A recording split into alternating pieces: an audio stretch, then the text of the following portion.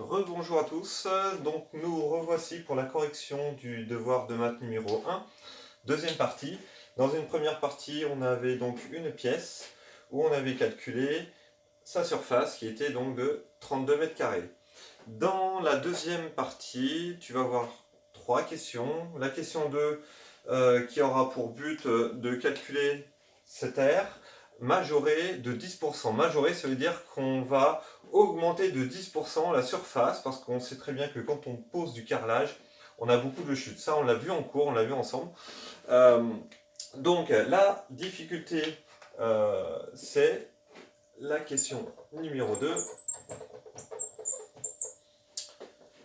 Calculer l'aire totale, sachant que M. Pango doit prévoir une aire supérieure de 10%. On a vu que quand on augmentait de 10%, c'est comme si on multipliait la surface de départ par 1,10. Donc on reprend notre R de départ. Donc là on va écrire R majoré. Celle qui est majorée de 10%. Donc c'est notre R de départ qui est donc de 32 mètres carrés fois 1,10. À la calculatrice, on va trouver donc que ça fait 35,2 mètres carrés. Donc ça, c'est la réponse à la question A. La question A qui est ici. Donc, on va s'occuper pour la suite de l'exercice d'avoir une surface de 35,2 mètres carrés. Question B, M. Pongo doit acheter des boîtes entières et des sacs entiers. Ça, c'est très important parce que quand on va faire notre marché, on ne peut pas prendre un carreau par-ci ou la moitié d'un sac par-là. On est obligé de prendre les boîtes de conditionnement de façon entière. Déterminer le nombre de boîtes de carrelage à acheter. Donc, dans la question B, on vous demande combien il faut de boîtes de carrelage. Pour ça, c'est très simple. On va effectuer ce qu'on appelle un produit en croix. Donc je vais le détailler un petit peu, ce produit en croix. Dans une première colonne, on va mettre le nombre de boîtes. Le nombre de boîtes. Et dans la deuxième colonne, on va marquer la surface, c'est-à-dire les mètres carrés. On nous dit ici, dans le conditionnement, que le conditionnement pour le carrelage est de 1,25 mètres carrés pour une boîte. Dans une boîte, il y a 1,25 mètres carrés. Ça vous est donné dans l'énoncé. D'accord? Nous, on voudrait savoir le nombre de boîtes, c'est-à-dire X ici, pour 35,2 mètres carrés. Le produit en croix, ça va le faire. Ça consiste à multiplier 1 et 35,2 divisé par 1,25.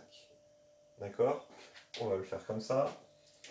X est donc égal à 1 fois 35,2 divisé par 1,25, ce qui nous donne 28,16. Attention, on a dit qu'on ne pouvait pas prendre un carreau par-ci, un carreau par-là. On est obligé de prendre des boîtes entières. Donc, on ne va pas en prendre 28, on n'en aurait pas assez. Donc, ça nous ferait donc 29 boîtes de carrelage. 29, ça à retenir pour la suite. Ça, c'est la réponse à la question B. Maintenant, la question C, on te demande de déterminer le nombre de sacs de colle. Même chose, nombre de sacs de colle. Ici, on te dit que la colle pour carrelage, elle va faire, un sac va faire 4 mètres carrés. Tu vas pouvoir coller 4 mètres carrés avec un sac.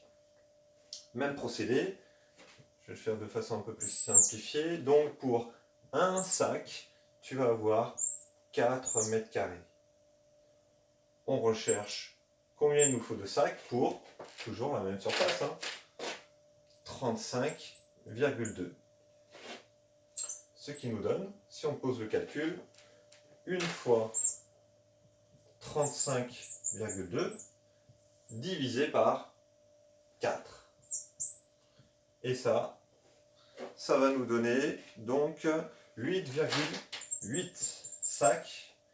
Pareil, on ne prend que des entiers, ça va nous faire donc 9 sacs. Ça marche? Donc là, tu as la réponse, les réponses à la question 2. À la question 3,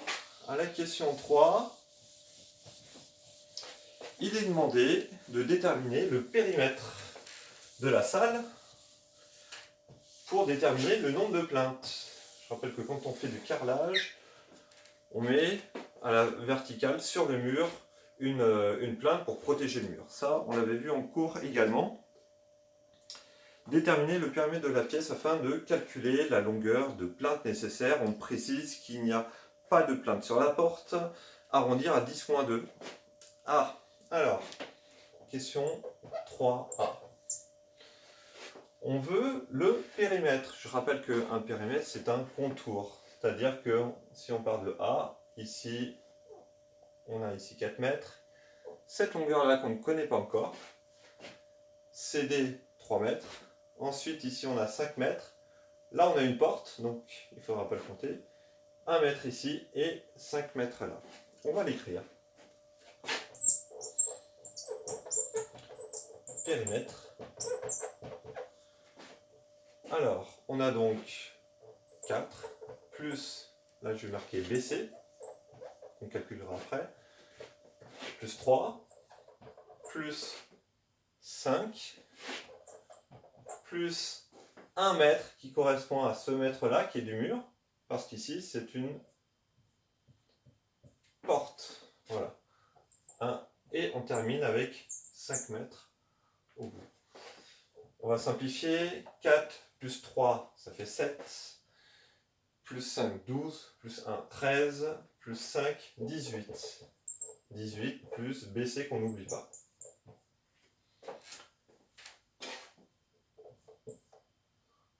Pour calculer BC, là il faut écrire un petit peu. Pour calculer BC, on va utiliser, et c'est là qu'on va utiliser le théorème de Pythagore. Le théorème de Pythagore, TH. Et on cite le triangle dans lequel on va utiliser. Dans le triangle BCH, qui est un triangle rectangle en H. Très bien. Alors, je l'écris en rouge. C'est l'hypoténuse au carré, c'est-à-dire BC au carré. Ça tombe bien, c'est la longueur qu'on cherche. Est égal à BH au carré plus HC au carré. Voilà. Si on remplace BH, on connaît, on sait, hein, ça fait 3 mètres, ça on le sait de la question 1. HC, pareil, on le sait de la question 1, ça fait 2 mètres, donc 2 au carré, ça nous donne 9 plus 4, ce qui nous donne 13. 13, c'est pas le résultat. Le résultat, BC est égal à racine carrée de 13. Alors, combien vaut racine carrée de 13 ? Attention, on demande un résultat à 10 moins 2 près, c'est-à-dire 2 chiffres après la virgule. On va trouver que ça fait 3,61 mètres.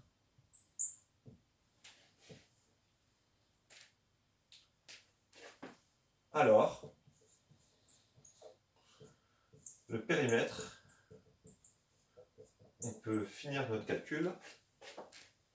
C'est égal à 18 plus 3,61, c'est égal à 21,61 mètres. Donc déterminer le périmètre de la pièce afin de calculer la longueur de plainte nécessaire. Ça, c'est la question A. La question B, elle est assez rapide. En déduire le nombre total de plaintes que M. Pango doit acheter pour faire le tour de la pièce. On sait qu'il nous faut 21,61 mètres. On sait que les plaintes, elles ne sont vendues que par 1 mètre. Combien il nous faut de plaintes ? Réponse B. Il faut donc 22 plaintes.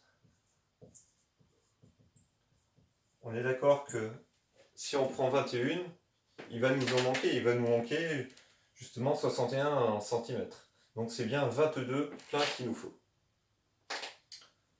Tu peux mettre pause si tu as besoin. Et enfin, on va passer à la question 4.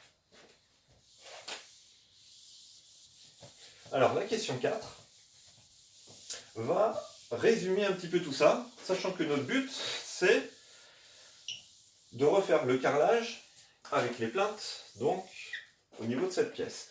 On veut connaître le coût total, c'est ça notre but. On veut connaître notre coût total. Combien va nous coûter le carrelage, la colle, les plaintes, également les clous. Question 4. Quel est le montant de la dépense de M. Pangot, sachant qu'il peut se contenter d'un paquet de clous? Arrondir la réponse à l'euro près. Moi, ce que je vous propose, il y a plusieurs manières de faire. Je vous propose de faire un petit tableau. Avec ici, on va regarder au niveau du carrelage. On a également de la colle. On a les plaintes. Et on a les clous. Très bien. Ensuite, ici, ça va être la quantité. Si on résume, le carrelage, combien il nous faut de boîtes de carrelage? Il nous en faut 29. C'est ce qu'on a trouvé tout à l'heure. La colle, il nous faut 9 sacs de colle. Des plaintes, on a vu, il nous en faut 22. Et des clous, on nous dit qu'il nous faut juste un paquet. Alors, encore une petite colonne, prix unitaire. Le prix unitaire, c'est le prix si on en achetait juste un. C'est marqué dans les petites étiquettes qui sont marquées au début de l'énoncé. Et là, on vous dit que le carrelage coûte 19,95 €. La colle également coûte 22 € un sac. Les plaintes coûtent 2,95 € l'unité. Et notre paquet de clous coûte 5,50 €. Nous, ce qu'on voudrait, c'est le prix déjà pour chaque. Et après, on fera le total. Ici. Le carrelage, vous devez trouver 578 € et 55 centimes. Ça, c'est un prix en euros. Pour la colle, vous devez trouver 198 €. 64,9 € de plainte. Et ici, ça ne bouge pas, 5,50 €. Ce qui nous fait un total de 846,95 €. On vous dit d'arrondir à l'unité, donc ceci n'est pas le résultat. Le résultat est 847 €. Arrondir à l'unité, c'est très important. On répond à la question en reprenant le même sujet, le même verbe qui sont posés dans la question. Donc, le montant sera de 847 €. J'espère que cet exercice n'aura pas posé de difficultés. C'est l'exercice que j'avais posé en CCF l'an passé. Donc attendez-vous à avoir à peu près la même logique. On va travailler dessus pendant les mois qui viennent, même à distance. N'hésitez pas à me poser des questions par la messagerie bricelarcher@yahoo.fr. Voilà. Je reste à votre disposition et n'hésitez pas à revoir une deuxième fois cette vidéo. Ça permettra à chacun de consolider les bases. Voilà. Bon courage à tous et à bientôt.